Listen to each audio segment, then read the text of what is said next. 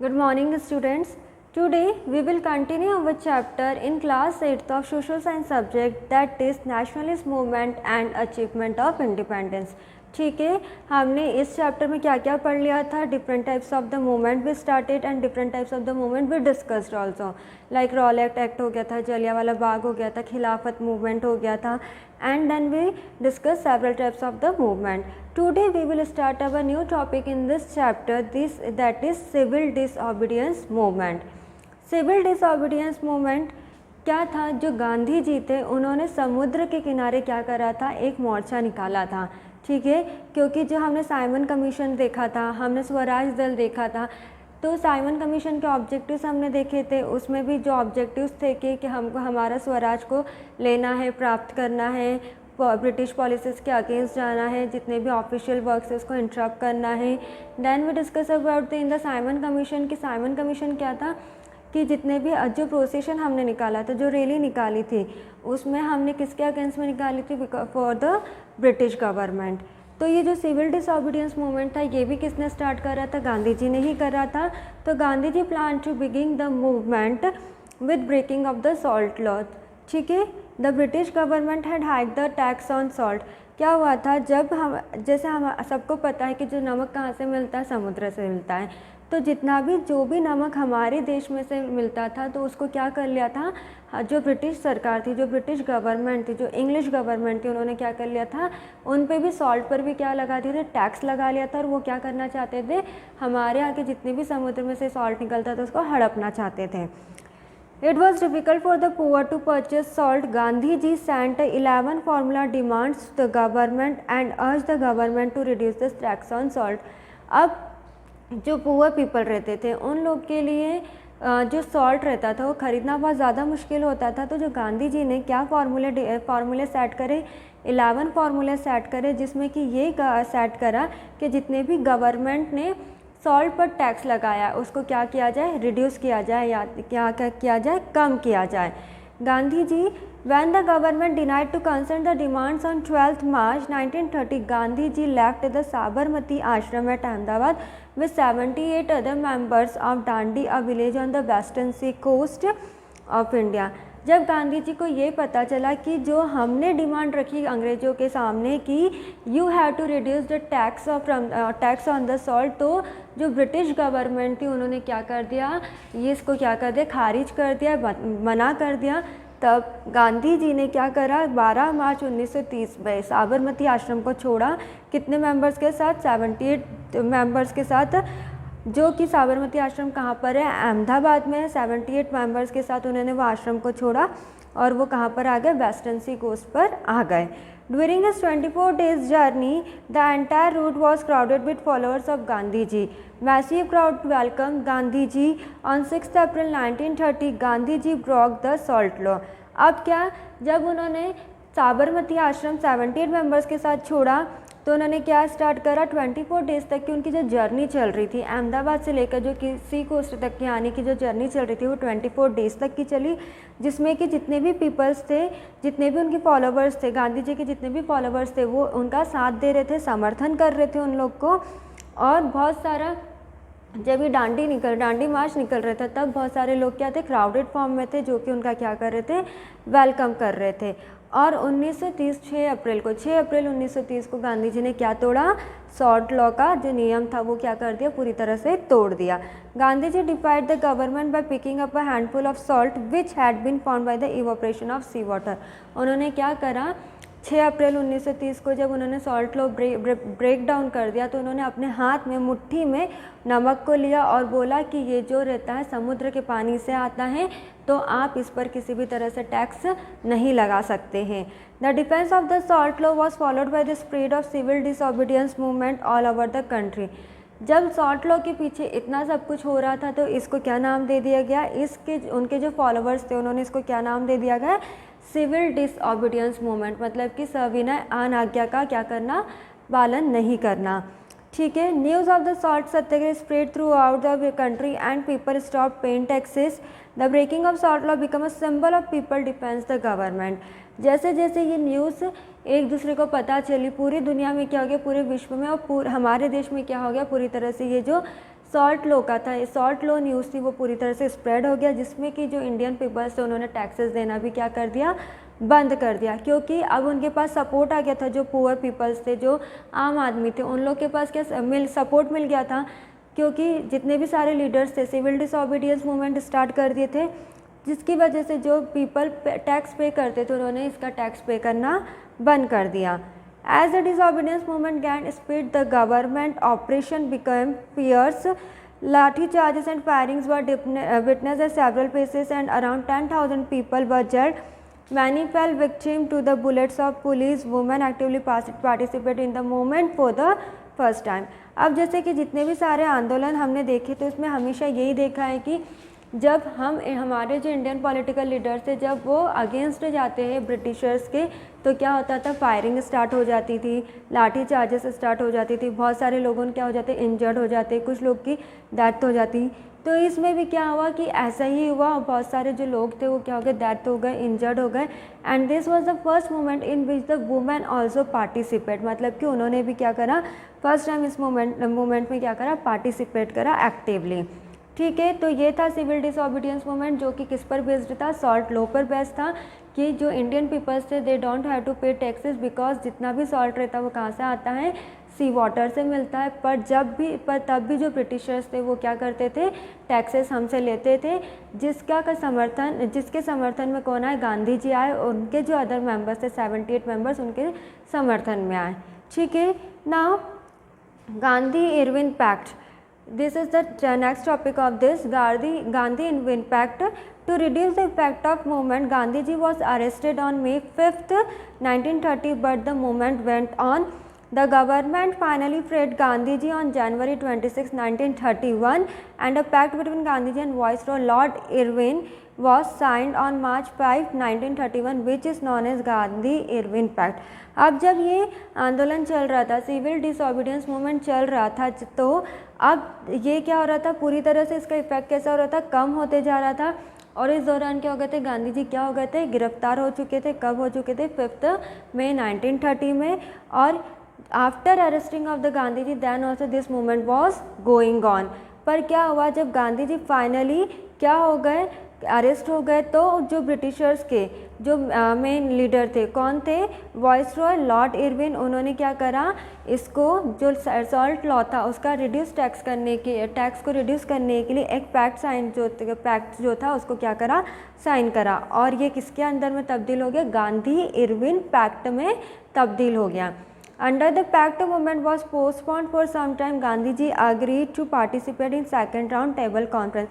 किसी कारणवश या किसी वजह से ये जो पैक्ट था वो क्या हो गया, कुछ टाइम के लिए पोस्टपोन्ड हो गया, डिले हो गया। और जो गांधी जी थे वो सेकेंड राउंड के लिए, जो इस मूवमेंट का जो सेकेंड राउंड होने वाला था उसके लिए क्या हो गए, मान गए। The government release all the revolutionaries from the jails. जब Gandhi Irwin pact movement start हुआ और जब ये पोस्टपोन हो गया, तो ये वाला जब मूवमेंट था वो पूरी तरह से क्या हो गया, किसी टाइम के लिए रुक गया। और जितने भी रिवॉल्यूशनरीज जो थे जेल में, हमारे जो इंडियन लोग थे वो जेल में अरेस्टेड थे, उनको क्या कर दिया गया, छोड़ दिया गया। In September 1931, Gandhi ji went to England to participate in the Second World Table Conference. The obstinate approach of the government resulted in the failure of conference, and Gandhi ji came back to India. He restarted the civil disobedience movement. जब second round start हुआ, second round table conference start हुआ, तो जो success हमें मिलनी थी वो नहीं मिली। गांधी जी वापस से इंडिया में आ गए और उन्होंने वापस से क्या स्टार्ट करा, सिविल डिसोबीडियंस मूवमेंट स्टार्ट करा। Understood this much everyone about the civil disobedience movement. Now, communal panchayat, British Prime Minister MacDonald declared a communal panchayat in 1922, make separate electorate boards of Harijans in India. This was a diplomatic move by the British government to split the society and divide caste in India. अब जिस तरह से हमारा जो India था जब पूरी तरह से आज़ाद नहीं हुआ था, तो जो ब्रिटिशर्स थे वो हमें इंडियंस को बहुत बुरी तरह से किसी ना किसी रूप से क्या करते थे, प्रताड़ित करते थे।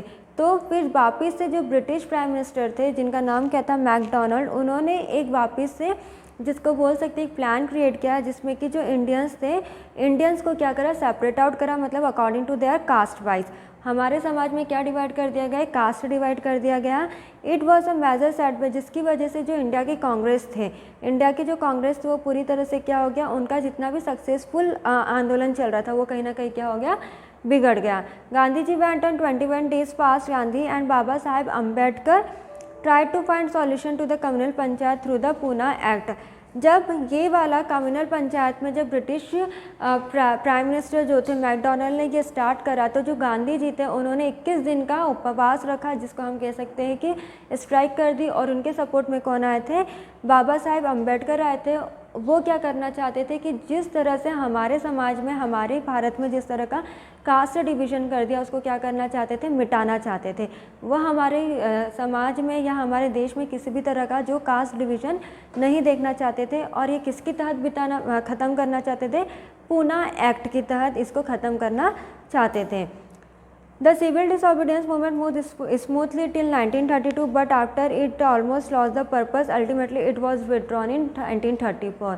जिसकी वजह से ये जितने भी इवेंट्स सिविल डिसोबीडियंस मूवमेंट के बीच में ही ये सारे इवेंट्स क्या हो रहे थे, चल रहे थे। गांधी इनविट पैक्ट भी इसी के दौरान हुआ था, कम्युनल पंचायत भी इसी के दौरान हुआ था।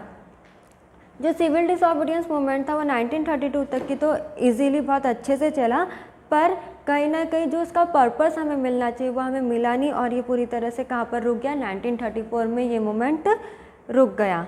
ठीक है, now beginning of the world war second. अब हम क्या देखेंगे, अभी तक हम फर्स्ट वर्ल्ड वॉर की बात कर रहे थे। Now we will discuss about the beginning of the beginning of the world war second. The Second World War broke out September 1st, 1939 when Germany invaded Poland on September 3. Britain to join war in favor of Poland. The government of India immediately joined the war without consulting the National Congress. The annoyed congressmen in protest tendered resignations in the 7 provinces. तो ये जो world war second start होने वाला, तो किसके बीच में start होने वाला था, कब स्टार्ट होने वाला था, सितंबर 1939 में स्टार्ट होने वाला था। और ये जर्मनी और पोलैंड के बीच में स्टार्ट होने वाला था। पर जो ब्रिटेन ने क्या करा, जो जर्मनी और पोलैंड के बीच में स्टार्ट होने वाला था, पर जो ब्रिटेन कंट्री थे उन्होंने किसको फेवर करा, पोलैंड को फेवर करा। और अचानक ही क्या हुआ, जो इंडियन थे, इंडियंस भी इस वर्ल्ड वॉर सेकेंड में ज्वाइन हो गए बिना किसी कंसल्टेशन से, मतलब कि किसी से भी कुछ भी अनुमति नहीं ली। जो उस वक्त की जो सरकार थी उन्होंने किसी से भी अनुमति नहीं ली और बिना इससे क्या हो गए, ज्वाइन हो गए। ठीक है, तब इसमें क्या देखने को मिलेगा हमें, अगस्त प्रपोजल 1940 देखने को मिलेगा, जिसमें कि है इन अक्टूबर 1939 the provincial cabinets tender the resignation despite this Congress lent its friendly hands towards British governments and put the demand of a national government in center before the British, but the latter ignored the demand. जब second world war में जब जो Indians थे वो support करने लग गए Britishers को, तो कुछ इंडियंस ऐसे थे जो कि ब्रिटिश गवर्नमेंट को से हाथ मिला लिया और उन लोग को सपोर्ट करने लगे। तो कहीं ना कहीं जो हमारी डिमांड जिसके लिए हम लड़ रहे थे वो क्या होते जा रही थी, हमारी अनसक्सेस होते जा रही थी। और Lord Lincoln on August 8 1940 brought the August proposal in the place of Indian demands. जो इंडियन डिमांड्स जिस बेसिस पर लड़ रही थी, जितने भी मूवमेंट स्टार्ट कर रहे थे कुछ इंडियन लोगों की वजह से, क्योंकि they shake the hand from the British people, जिसकी वजह से जो हमारे प्रपोजल जो भी हमने रखे थे वो पूरी तरह से फ्लॉप हो गए थे, अनसक्सेस हो गए थे। और जो इंग्लिश मैन था जिसका नाम क्या था, लॉर्ड लिंकन, उसने कौन सा प्रपोजल रख दिया, अगस्त प्रपोजल रख दिया इंडियन डिमांड्स के विरुद्ध में। It was repeated in the draft of the proposal that India will be granted colonial Swaraj after the war. और इंडिया को क्या करने लगे, फॉर ग्रांटेड लेने लग गए। जो हमारा स्वराज दल में जो हमारा ऑब्जेक्टिव था कि हमारे देश को क्या करना, अपनाना है, तो वो पूरी तरह से क्या हो गया, बिगड़ गया। ठीक है, now Cripps mission. Now another mission we will study in second world war, that is Cripps mission. The British government desperately needed Indian support during the Second World War. The southern frontier of India was being threatened by the impending Japanese forces. क्या हो रहा था, जब second world war चल रहा था तो कुछ इंडियंस जो थे वो ब्रिटिशर्स को बिल्कुल भी सपोर्ट नहीं कर रहे थे, पर जो इंग्लिश मैन थे, जो ब्रिटिशर्स थे, ब्रिटिश गवर्नमेंट थी, उन लोग को कहीं ना कहीं हमारे देश से क्या चाहिए था, सपोर्ट चाहिए था। क्योंकि उनका जितना भी उनसे उनकी जितनी भी लड़ाई हो रही थी, किससे हो रही थी, जापानीज़ वालों से हो रही थी, जिसकी वजह से they want support from our country. On the other hand, Indian national army in Rangoon was waiting to attack India through Burma. Under this circumstances, straight fort was waiting to attack the Cripps was sent to India to assure to Indians about the future course and establishing self rule in India। तो जब जो Indian national army जो Rangoon थे वो किसका wait कर रहे थे कि कहीं ना कहीं से जो इंडिया पर हम कहीं ना कहीं से अटैक करवाए, किसकी बदौलत, बर्मा, मतलब कि जो पाकिस्तानी हैं उन लोग से हम कहीं ना कहीं हमारे देश में क्या करवाएं, अटैक करवाएं। इसके तहत जो स्ट्रैटफोर्ड क्रिप्स थे उन लोग ने क्या करा, इंडियंस को अश्योरेंस दी कि we will establish a self rule in your country, हम आप लोग की खुद की एक सरकार बनाएंगे आपकी खुद की ही कंट्री में। According to Cripps proposal, dominant status was to be granted to India, even a constituent assembly was proposed but almost every party opposed to this proposal on various ground. जो स्ट्रैटफोर्ड क्रिप्स थे उन्होंने हमें support करने के लिए आखिरी तो हो गए, पर जो हमारी कंट्री के जो मैन थे, अधिकतर लोग जो थे इसके क्या थे, अगेंस्ट थे, तो इस पर कुछ भी सोच विचार नहीं हो पाया।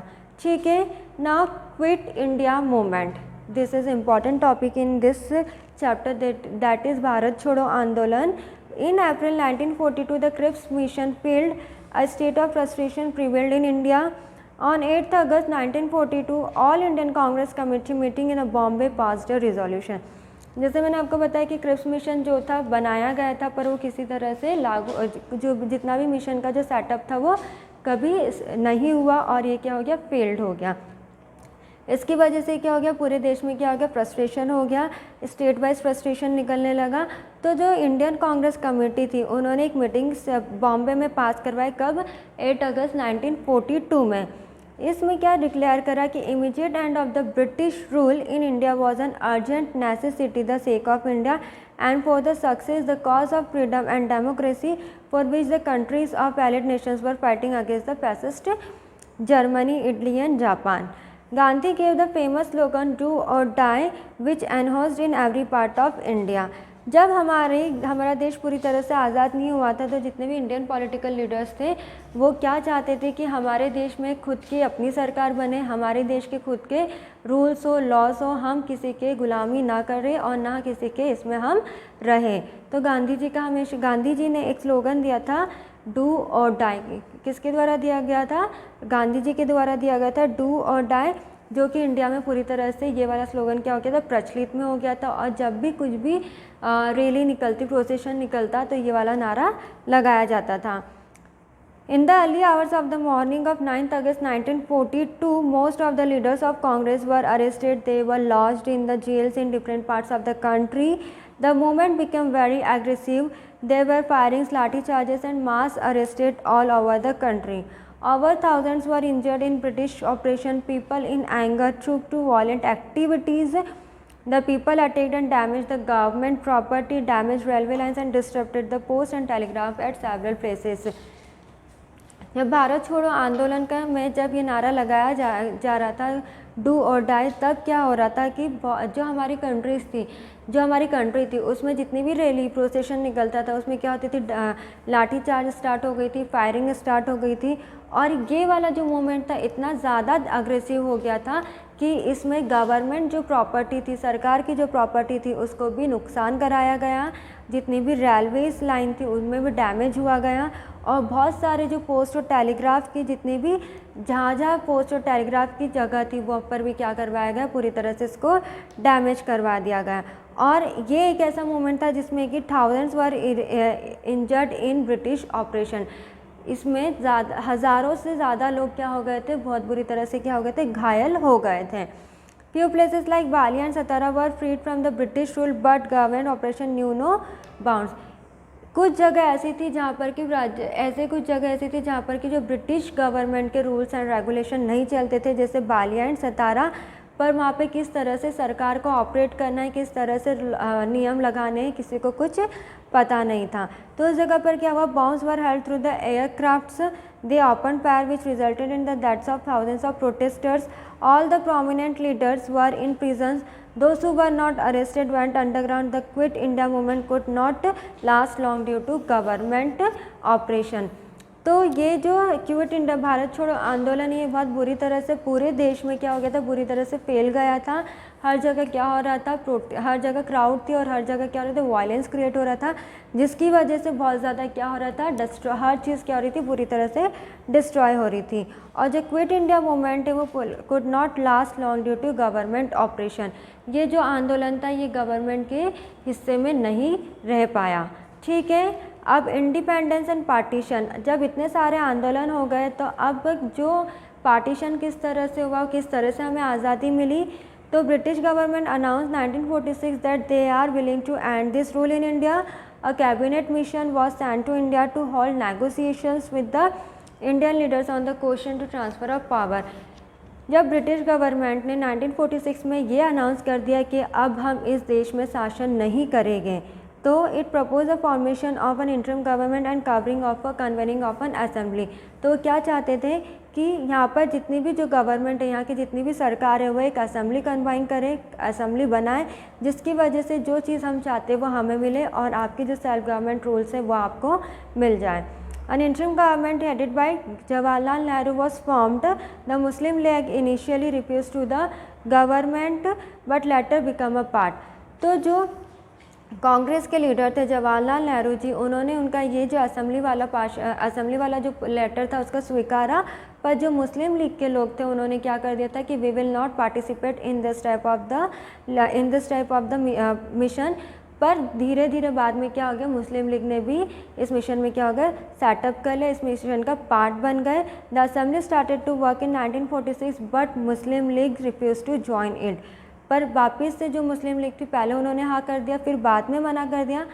फिर जब पूरी तरह से ये असेंबली स्टार्ट होने लग गई, इस पर काम करना स्टार्ट हो गया 1946 में, तो वापस से जो मुस्लिम लीग थी उन्होंने मना कर दिया।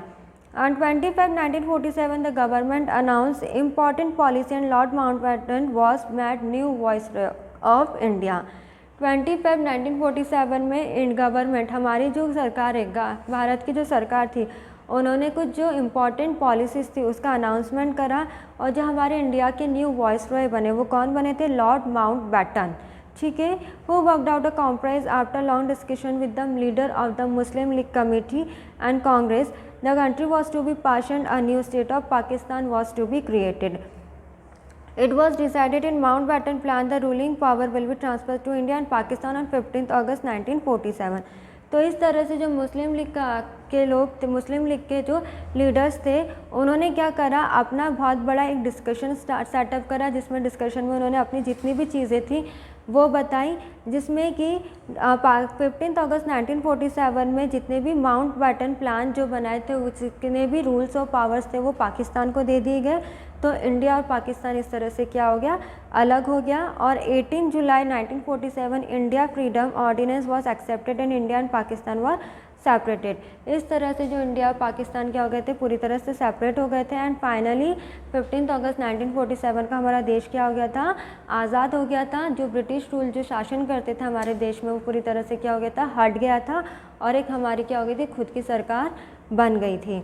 पंडित और जब हमारा देश आज़ाद हुआ तो who was the first prime minister of our country, Pandit Jawaharlal Nehru was the first prime minister of free India. तो ये था हमारा nationalist movement and achievement of independence की किस तरह से कितने सारे आंदोलन करे, और जब हमें आज़ादी मिली तो किस तरह से हमने अपनी आज़ादी को अचीव करा, कितने जो इसके पीछे के कितने पॉलिटिकल लीडर्स थे, कितने आम आदमी थे, कितने गरीब लोग थे जिन्होंने बहुत कुछ अपनी जो लाइफ थी उसको भी उसकी जो लाइफ थी वो डैमेज हुई, जो प्रॉपर्टीज़ थी वो भी डैमेज हुई, और कितने लोग कितनी बार जेल गए। पर जो हमारी देश की एकता थी वो उस समय कैसी थी, बरकरार थी, पूरी तरह से ख़त्म नहीं हुई थी।